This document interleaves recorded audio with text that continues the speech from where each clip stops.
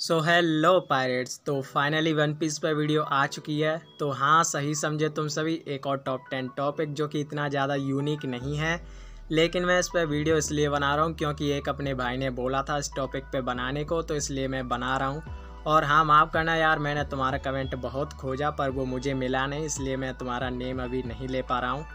और हाँ, अगर तुम्हारे पास भी अच्छे अच्छे टॉपिक हों तो कमेंट में बताना, लेकिन ये मत समझना कि मेरे पास टॉपिक की कमी हो गई है ना, ऐसा कुछ नहीं है। और हाँ, ऐसा भी हो सकता है कि मैं इस वीडियो में पायरेट क्रूज की पावर से ज़्यादा बाकी चीज़ों पर फोकस करूं, क्योंकि वैसे भी तुम सभी को पहले से ही पावर के बारे में तो पता ही होगा। So let's begin. Number 10, Kuja pirates. तो इस पायरेट क्रू को तो तुम बहुत ही अच्छी तरह से जानते होंगे और जानोगे भी, क्यों नहीं यार, ये तो अपने लूफी के ससुराल वाले हैं। क्या मजाक अच्छा नहीं था क्या?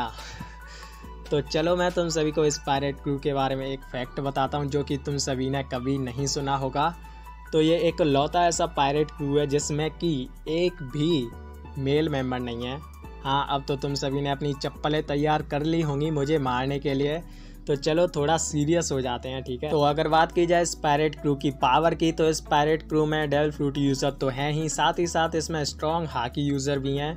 और इनकी कैप्टन बोआ हैंकॉक के बारे में तो मैं क्या ही बोलूँ, मतलब उसका फ्रूट ऐसा है ना जैसे कि वो खासकर उसके लिए ही बनाया गया है, ऐसा लगता है मुझे कभी कभी। मतलब वो इतना ज़्यादा परफेक्ट है ना उसके लिए कि क्या बताऊँ। मतलब ये मान लो कि अगर कोई भी उसके प्यार में एक बार फिसल गया ना, तो फिर तो तुम भूल ही जाओ कि वो इंसान उससे बच सकता है। और ऊपर से यार वो तीनों हाथ यूज़ कर सकती है, तुमको पता ही है ये कितनी ज़्यादा रेयर चीज़ है, वो भी तुक्के वाली नहीं, फुल्ली प्रॉपर जैसे कि लूफी यूज़ करता है। और हाँ, मैं ये भी देखना चाहूँगा कि बोआ हैंकॉक की कॉन्करर हाकी किस हद तक पावरफुल होने वाली है। और इसकी फाइटिंग स्किल्स भी बहुत ही ज़्यादा सही हैं। एंड इसके बाद भी इस क्रू में बहुत से स्ट्रॉन्ग मेंबर्स हैं, जैसे कि इसकी 2 छोटी सिस्टर्स जो कि एक्चुअली में इससे दिखने में बड़ी लगती हैं, लेकिन वो हैं इससे छोटी। तो अगर इस पायरेट क्रू की करंट सिचुएशन की बात की जाए तो हाँ, ठीक ठाक ही है, बस थोड़ी सी मरीन पीछे पड़ गई है। और को भी इसको पकड़ने तो गया है बोआ हैंकॉक को, लेकिन मुझे नहीं लगता कि वो बोआ हैंकॉक को हरा सकता है।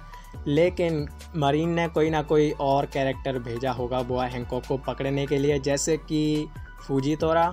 तो हाँ, ये फाइट काफ़ी ज़्यादा इंटरेस्टिंग होगी यार, क्योंकि यार उस बेचारे की तो पहले से ही आंखें नहीं हैं। तो इसका मतलब यही है ना कि बोआ हैंकॉक की जो डेविल फ्रूट पावर है वो तो वैसे ही ख़राब हो गई यहाँ पे, अगर वो फुजीतोरा से लड़ती है तो हाँ, आगे जाके वन पीस बहुत ही ज़्यादा इंटरेस्टिंग होने वाला है सच में। Number 9, Donquixote pirates. तो इस क्रू को तुम एक फैमिली की तरह मान सकते हो, क्योंकि तुम सभी को पता है कि इसका एक एक क्रू मेंबर डोफ्लामिंगो के लिए कितना ज़्यादा लॉयल था। हाँ, वो बात अलग है कि डोफ्लामिंगो को इन सभी की इतनी ज़्यादा चिंता नहीं थी, लेकिन एक विलेन ऐसा ही तो होना चाहिए ना, शातिर दिमाग, खतरनाक पावर और कमीनी हरकतें, इसीलिए तो तुम सभी को ये पसंद है ना। लेकिन डोफ्लामिंगो के बारे में हम बाद में बात करेंगे, उससे पहले हम बात कर लेते हैं इसके पायरेट क्रू के बारे में। तो इसका क्रू ओवरऑल देखा जाए तो काफ़ी ज़्यादा बैलेंस है, हर एक क्रू मेंबर बहुत सही स्ट्रॉन्ग है, मतलब जितना उनको होना चाहिए, बस कुछ को छोड़ के जो कि इसके साथ रहता है, मतलब बहुत ही ज़्यादा इरिटेटिंग है यार ये। तो अगर बात की जाए डेविल फ्रूट यूज़र्स की, तो ये इस क्रू में काफ़ी वैरायटी वाले डेविल फ्रूट यूज़र्स हैं जो कि काफ़ी ज़्यादा यूज़फुल हैं। अगर बात की जाए हाकी यूज़र की, तो वन पीस में सबसे पहली बार किसी ने अच्छी तरह से ऑर्नामेंट हाकी का यूज़ करके दिखाया था, तो वो था वेरगो, जो कि इसी पायरेट क्रू का मेंबर है। भाई मतलब वो पूरी बॉडी पे ऑर्नामेंट हाकी की कोटिंग कर सकता है, मतलब स्मोकर का तो उसने कुत्ता भर दिया था, और सांजी को तो बहुत ही ज़्यादा मुश्किल हो रही थी उसे हराने में। तो हाँ, काफ़ी स्ट्रॉन्ग हाकी यूज़र है यार वो, और पीका भी कर सकता है, पर उसकी हाकी इतनी ज़्यादा स्ट्रॉन्ग नहीं लगी मुझे। तो अब बात कर लेते हैं तुम सभी के फेवरेट डोफ्लामिंगो के बारे में। तो इसके बारे में तो मैं क्या ही बोलूँ, मतलब ये उन गिने चुने लोगों में से है ना जिन्होंने अपनी हाकी और अपना डेविल फ्रूट दोनों ही मास्टर कर रखे हैं। यानी कि हाकी तो ये यूज़ कर ही सकता है तीनों की तीनों, और फ्रूट भी इसने अपना अवेकन कर रखा है, जो कि तुमने ड्रेस रोज़ा में देखा ही होगा। एंड जब तक इसकी फाइट लूफी से नहीं हुई थी ना, जब तक तो ये फुल्ली मज़े में था, मतलब मरीन फोर्ड जैसे वॉर में यार ये ऐसे घूम रहा था जैसे कि पार्क में घूम रहा हो। तो लेकिन डोफ्लामिंगो फैंस निराश मत हो यार, मुझे नहीं लगता कि ओडा ऐसे ऑसम कैरेक्टर को इम्पेल डाउन में सड़ा के रखेंगे। जहाँ तक कि मुझे लगता है फ्यूचर में इसका कोई ना कोई तो रोल होगा ही, बस थोड़ा सा वेट करो। Number 8, स्ट्रो hats pirate. तो अगर इस क्रू के बारे में मैं तुमको ज़्यादा कुछ बताऊंगा तो वो तो वही बात हो जाएगी कि जैसे कि मैं तुमको तुम्हारे बारे में ही बता रहा हूँ, क्योंकि इनके बारे में तो यार तुमको मुझसे ज़्यादा पता होगा, तुम इनको शुरुआत से लेकर अभी तक देखते आ रहे हो। तो मैं यहाँ पे किसी एक या फिर दो क्रू मेंबर की बात नहीं करने वाला हूँ, क्योंकि अगर मैंने बाकियों की बात नहीं की तो उनके फैंस बुरा मान जाएंगे। तो मैं ओवरऑल पूरे क्रू को ही ले लेता हूँ, ठीक है।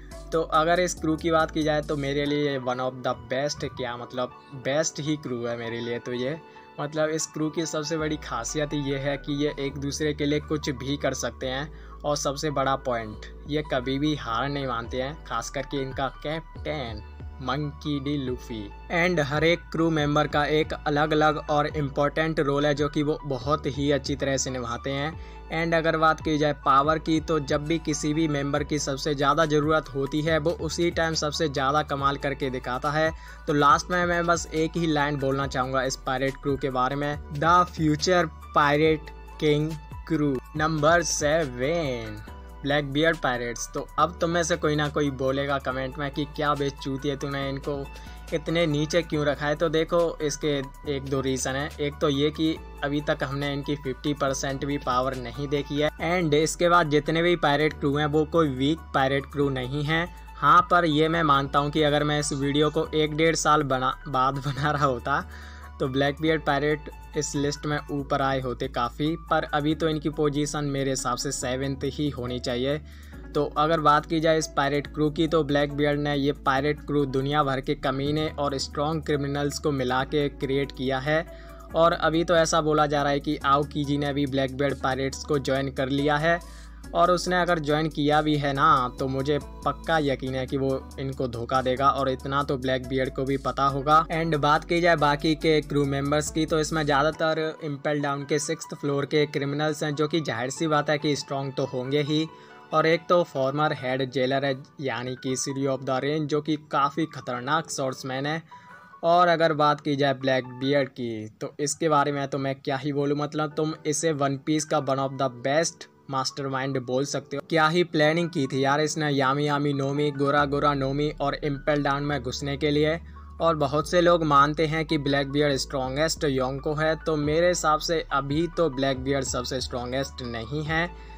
और कहीं ना कहीं मुझे ऐसा लगता है कि जो ब्लैकबियर्ड की पावर है एक से ज़्यादा डेविल फ्रूट की, वही फ्यूचर में जाके उसकी वीकनेस ना बन जाए। क्या पता, कुछ भी हो सकता है। लेकिन लॉन्डे की प्लानिंग अभी रुकी नहीं है सच में। मतलब ब्लैकबियर्ड फ्यूचर में जाके वर्ल्ड गवर्नमेंट और लूफी के लिए बहुत ही बड़ा खतरा साबित होने वाला है। Number 6 big mom pirates. तो इनको तुम क्या ही फैमिली बोलोगे, ये तो पहले से ही फैमिली है, बट इसका मतलब ये नहीं है कि सारे big mom pirates big mom के बच्चे हैं। सिर्फ उसके 85 बच्चे हैं। क्या यार, इतने बच्चे कौन करता है, बट हम कौन होते हैं बोलने वाले, it's her choice, right big mom.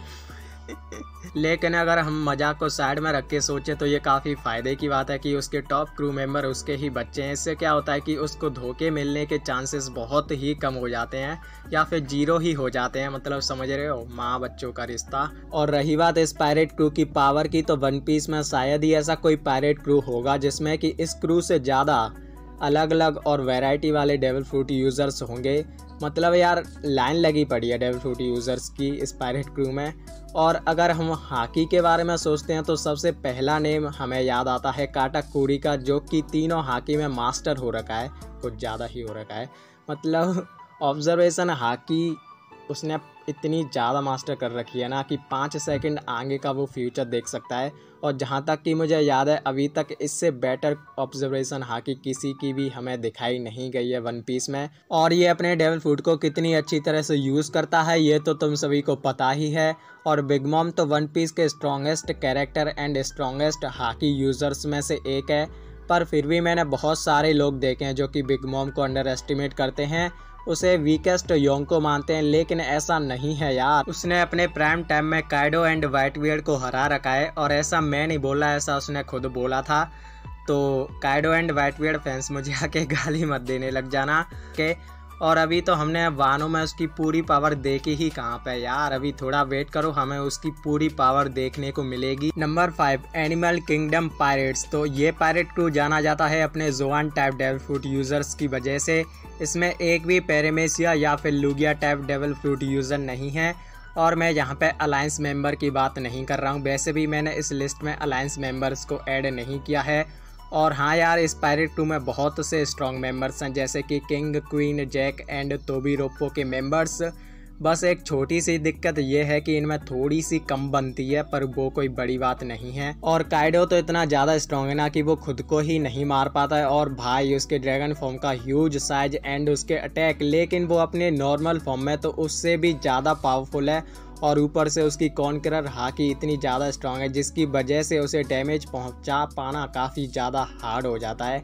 तो देखते हैं यार लूफी काइडो को कैसे हरा पाता है। और काइडो की एक बात काफ़ी सही है कि वो पूरी ईमानदारी से बैटल करता है, तो काफ़ी ज़्यादा मज़े आने वाले हैं वानों में। वैसे मांगा में तो आ ही रहे हैं, एनिमे में भी आने लगेंगे। Number 4 red hair pirates. तो यार तुम सभी का फेवरेट पायरेट क्रू आ चुका है। तो जब भी मैं कभी भी इन सभी के बारे में सोचता हूँ ना, तो मुझे वन पीस की स्टार्टिंग याद आ जाती है यार। मतलब कैसे इन्होंने औसम तरीके से लूफी को बचाया था, और भाई इनके जो कारनामे हैं ना वो सभी को चौंका देते हैं। चाहे वो अचानक से आके मरीन फोर्ड को रोकना हो, या फिर सैंक्स का 5 एल्डर्स के साथ कॉफ़ी विद सैंक्स करना हो, मतलब तबाही बे। और मैं सच बता रहा हूँ, उस टाइम मरीन फोर्ड में गार्ब को छोड़ के शायद ही ऐसा कोई कैरेक्टर था जो कि रेड हेयर पायरेट्स से लड़ना चाहता था। और खुद मरीन रेड हेयर पायरेट्स को चारों योंकोस में से सबसे ज़्यादा बैलेंस क्रू मानती है, क्योंकि इनमें ऐसा नहीं है कि सिर्फ इनका कैप्टन स्ट्रांग है और बाकी के सभी नल्ले हैं ना, बाकी के सभी मेंबर्स भी काफ़ी ज़्यादा स्ट्रांग हैं। और ये क्रू हमें बताता है कि अगर तुमको स्ट्रांग बनना है तो ये ज़रूरी नहीं है कि तुमको डेविल फ्रूट ही खाना पड़े, तुम हाकी से भी बहुत स्ट्रांग बन सकते हो। और फैंस की बात की जाए तो सभी बेसब्री से इंतजार कर रहे हैं रेड हेयर सैंक्स का वानों में। पता नहीं कब दिखेगा ये हमें एक्शन में।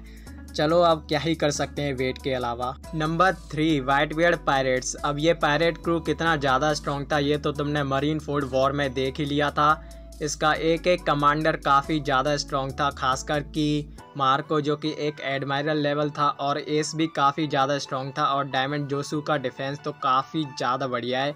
लेकिन कुछ लोग बोलते हैं कि अगर व्हाइट बियर्ड के पास वर्ल्ड डिस्ट्रॉय करने की पावर थी तो उसने उसका यूज़ करके एस को क्यों नहीं बचाया। तो देखो व्हाइट बियर्ड ने एस को लगभग बचा ही लिया था। अगर वो वहाँ पे अपने गुस्से पर काबू रखता और अकाइनू से नहीं बैटल करता तो शायद वो अभी जिंदा होता। और रही बात कि व्हाइट बियर्ड ने मरीन फोर्ड में अपनी फुल पावर का यूज़ क्यों नहीं किया, तो देखो मैं इसका एक अच्छा एग्जाम्पल तुमको देता हूँ। देखो मान लो कि किसी इंसान के पास ऐसी पावर है जो कि 10 किलोमीटर के दायरे में सब कुछ तबाह कर दे, और उसी 10 किलोमीटर के दायरे में उसके चाहने वाले भी हैं, तो क्या तुम ही बताओ वो इंसान उस पावर का यूज़ करेगा? जाहिर सी बात है यार वो नहीं करेगा। अगर उसको अपने चाहने वालों की जान की फिक्र है तो। हाँ पता नहीं यार तुम सभी को ये एग्जाम्पल कैसा लगा, अगर घटिया लगा हो तो माफ करना। और तुम ये भी तो देखो यार, अकेले व्हाइट बियर्ड पायरेट्स ने पूरे मरीन को लगभग हरा ही दिया था, वो भी जब उनका कैप्टन बीमार था। तो यार हाँ व्हाइट बियर्ड पायरेट्स काफ़ी ज़्यादा स्ट्रॉन्ग है। Number 2 the pirate king crew. तो हाँ मुझे पता है इनका नेम रॉजर पायरेट है, पर वो मुझे ऑसम लग रहा था तो मैंने वैसे ही ले दिया। तो ये है वन पीस का सबसे ज़्यादा सक्सेस पायरेट क्रू, जो कि इकलौता पायरेट क्रू है जो कि राफ्टेल पे जाके वॉइड सेंचुरी और वन पीस के बारे में पता कर चुका है। और सच बता रहा हूँ, अगर रॉजर के पास टाइम होता ना तो क्या पता वो अभी तक वर्ल्ड गवर्नमेंट का पत्ता साफ कर देता। और रही बात इनके क्रू मेंबर की, तो यार सारे लेजेंड्स भरे पड़े हैं। इनका कैप्टन रॉजर, जिसको कि ज़्यादातर लोग स्ट्रॉन्गेस्ट कैरेक्टर मानते हैं, और रेली जो कि एक योंको लेवल कैरेक्टर है, और गवान जो कि ओडेन जितना पावरफुल था, मतलब दोनों सेम ही लेवल के थे लगभग। और ओडेन हाँ मुझे पता है कि वो रॉजर पायरेट्स का पूरी तरह से मेंबर नहीं था, पर फिर भी यार वो राफ्टेल पे तो गया ही था, तो नेम लेने में क्या जा रहा है। और ओडेन की पावर तो तुमने देखी ही थी, उसने काइडो को लगभग हरा ही दिया था अगर वो बुढ़िया बीच में नहीं आती। तो सच बताऊँ ना यार, मुझे रॉजर पायरेट और स्ट्रॉ हैट पायरेट में ज़्यादा कुछ अंतर लगता नहीं है, मतलब सिमिलर से यार वो बहुत। अरे हाँ हम बगी सामा को तो भूल ही गए, द ग्रेटेस्ट पायरेट और रेड हेयर पायरेट्स का कैप्टन रेड हेयर सैंक्स भी तो इसी क्रू में था ना यार, मतलब सारा बवाल क्रू था, क्या बताऊँ मैं। नंबर 1 पे जो पायरेट क्रू आता है उसके बारे में तुम सभी को पहले से ही पता चल गया होगा, यानी कि द रॉक्स पायरेट। तो ये है वन पीस का अब तक का सबसे स्ट्रॉन्गेस्ट पायरेट क्रू, और मुझे नहीं लगता कि फ्यूचर में इससे स्ट्रॉन्गेस्ट पायरेट क्रू हमें शायद ही देखने को मिले, क्योंकि यार इस पायरेट क्रू में स्ट्रॉन्गेस्ट कैरेक्टर की लाइन लगी पड़ी है। रॉक्स, बिग मॉम, काइडो, सिकी द लायन, कैप्टन जॉन और भी बहुत सारे स्ट्रॉन्ग मेंबर थे इस पायरेट क्रू में। और सच बता रहा हूँ, अगर इन सभी में एक दूसरे में बनती ना तो शायद ही किसी में इतना दम था कि वो इन्हें हरा सके। और जहाँ तक कि मुझे लगता है कि गॉड वैली में फंडा ये हुआ होगा कि रॉजर और गार्प ने टारगेट किया होगा रॉक को, और जब रॉक हार गया होगा तो बाकी के सभी क्रू मेंबर ऑटोमेटिकली ही गॉड वैली को छोड़ के चले गए होंगे, क्योंकि ये सभी कैरेक्टर इस पायरेट क्रू से जुड़े हुए थे। उसका रीज़न रहा होगा रॉक, और जब वही हार गया तो उनके पास क्या रीज़न रहा होगा इस पायरेट क्रू से जुड़े रहने का। तो फाइनली यार वीडियो एंड हो ही गई, और सच बता रहा हूँ यार मुंह में दर्द हो रहा है बोलते बोलते। और आई होप यार तुम इस वीडियो पे कम से कम 500 व्यूज़ करवा दोगे, और मैंने एक और टारगेट रखा है हम सभी के लिए। देखते हैं यार हम सभी अगली 30 वीडियो में 500 सब्सक्राइबर क्रॉस कर पाते हैं या फिर नहीं। जहाँ तक कि मुझे लगता है तुम सभी करवा दोगे, क्योंकि तुमने लास्ट के 1.5 महीने में बहुत ही ज़्यादा अच्छा सपोर्ट दिखाया है। तो मिलते हैं अगली वन पीस की वीडियो में, और अब की बार 1-1.5 महीने में नहीं मिलेंगे, जल्दी ही मिलेंगे। So thanks for watching.